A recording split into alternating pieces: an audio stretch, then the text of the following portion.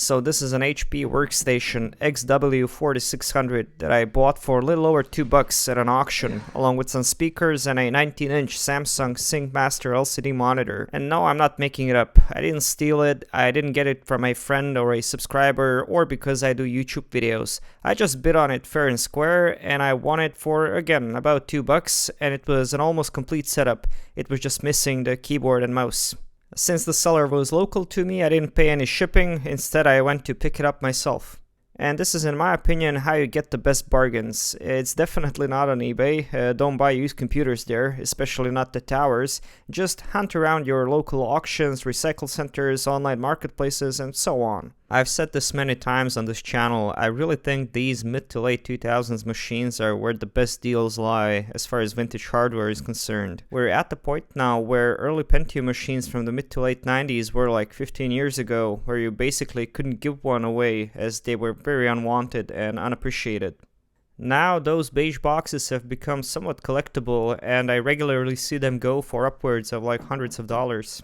But these Core 2 Duo machines are at the point where you can basically get one for either very cheap or even free. And if you're looking for a PC on a budget, it's not very likely you're getting a better deal than this. Plus, as we'll see, this thing is capable of more than just office work, since it has a pretty respectable GPU for its time. Heck, I've even gotten the monitor and the speakers with it, and call me crazy, but I really enjoy these Samsung SyncMasters. You've seen me use the smaller 720N version in many of my videos. I have a couple of them because they were just ubiquitous in schools, businesses, and households around the globe. And even though people nowadays seem to hate the early LCDs, I honestly think these are kinda awesome, especially if you need a smaller LCD for testing older gear. And these speakers, I mean, sure, they're cheap, crappy speakers, but hey, they do the job just fine, and they're probably better than some gaming speakers they sell nowadays on Amazon. So overall, for $2, I think this is a damn good deal. And if you're someone who's into older hardware and you're looking for stuff to tinker around,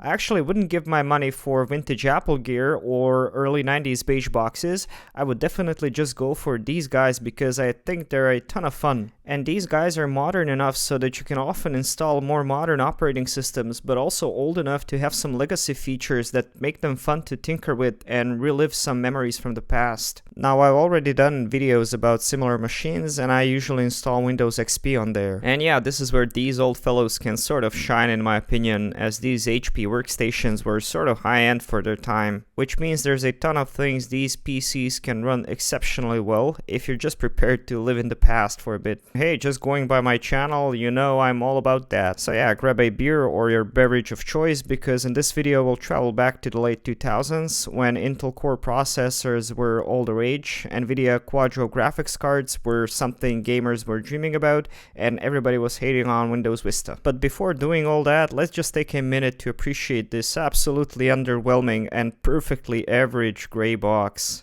I mean, just look at it. It's like a monolith monument to a plain, boring PC tower. If you asked a kid to draw you a PC, this is probably what they would have drawn. In fact, even they would probably manage to make that thing look more appealing and vivid. And yet, I can't resist loving them for some reason. I don't know, there's just something about that aesthetic. It's hard to explain. Perhaps it's love, man. And if it's love, I mean, we gotta give some of that love back by taking some time to clean and caress this thing. It probably sat in someone's basement or attic, unloved for years, so let's remedy that by wiping it down, dusting it off, and while we're at it, seeing what we've got as far as components go. And by golly, these are some peak 2007 components right here.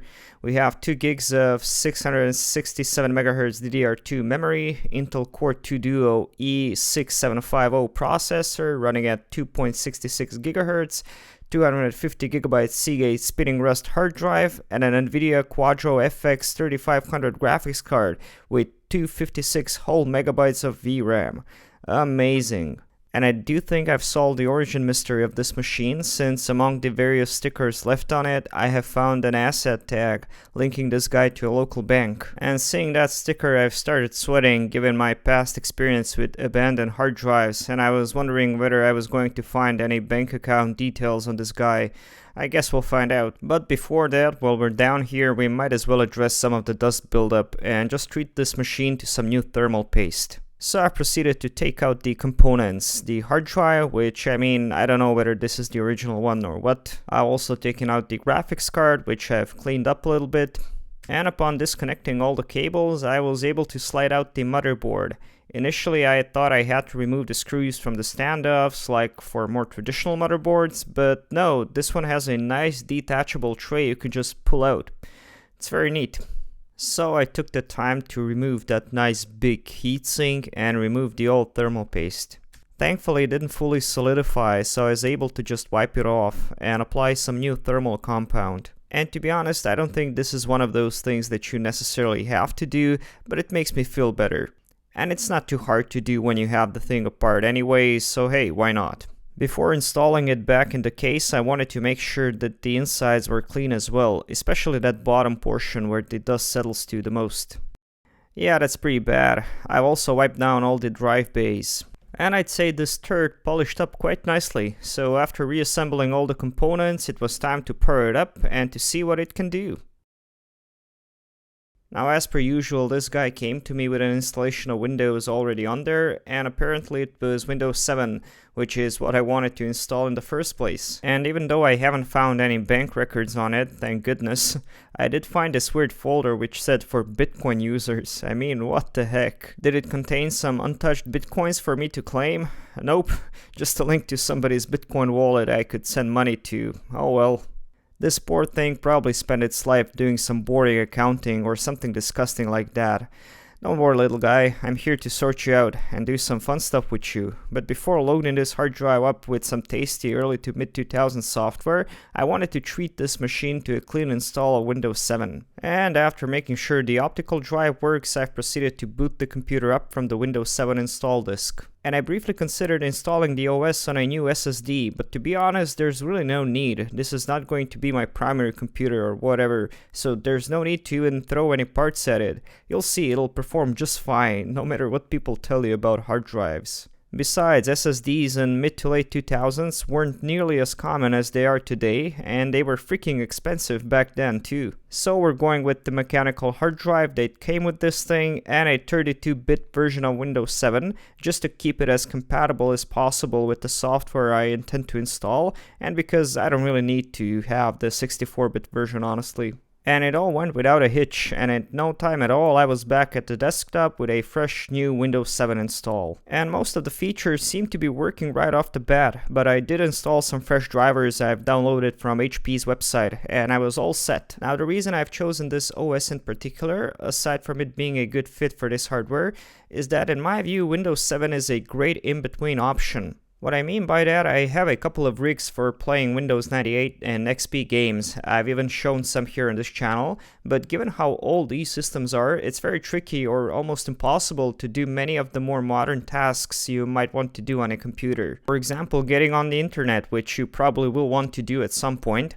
When installing some of these older titles, or even some newer ones, on occasion you'll want to get online to download a patch or an update or, God forbid, even a no CD crack, am I right? And it's so convenient having a powerful enough machine you can just use to browse around the internet. And luckily enough, the latest version of Firefox ESR, the extended support, works just fine on Windows 7, so I've used that and had just a fine experience downloading stuff with no problem. And as far as what games we'll have fun with today, well, these Core 2 Duo machines do an absolutely amazing job running a whole slew of absolute classic bangers, dating back to the very early 2000s to the late 2000s. And maybe it's just me, but I consider those years to be really a golden age, probably because that's when I first started enjoying PC gaming, and the titles I've played are etched into my core as extremely memorable and fun. And holy nuts, there's just so many of them, and even though some of them here in my collection were designed to be played on XP or even Win98, Windows 7 actually has pretty good compatibility with them, and apart from having to install some patches and updates, the vast majority of games I've tried ran exceptionally well. And instead of torturing this thing with more modern AAA titles, again, I've decided to go back in time a little bit and let this guy cruise with some earlier titles, which are nonetheless stellar. And if you've by any chance never played games like Half-Life, Serious Sam, Call of Duty 2, Flatout, Stronghold, Alien vs Predator, or any other number of awesome titles from that time period, I mean, a setup like this is an awesome opportunity to experience them for the first time. And this is exactly why I enjoy putting together these things, since it gives me a chance to relive some of my earliest gaming memories, and I had lots of fun tinkering with this thing over the days, circle strafing around in Serious Sam and roaming around City 17. And again, since this thing has a pretty solid graphics card for its time, it doesn't perform half bad, even with more demanding titles of its era. And the one that I always like to test out is, of course, Crysis. And I mean the fact that it runs it at all on a configuration from 2007 I haven't even touched. I mean, it's honestly pretty dope. And remember, this thing is sporting just 2 gigs of DDR2 RAM, a mechanical hard drive, and a Core 2 Duo processor. And if you're willing to sacrifice just a little bit of graphic fidelity, this thing will run Crysis at 30 to 50 FPS, and it plays wonderfully. And once you're done with gaming, perhaps you'll want to watch a YouTube video or something. And yep, this thing loads YouTube just fine. Granted, you're not watching it at 4K, but who cares? Oh, and those speakers don't sound half bad, and I'm not even kidding.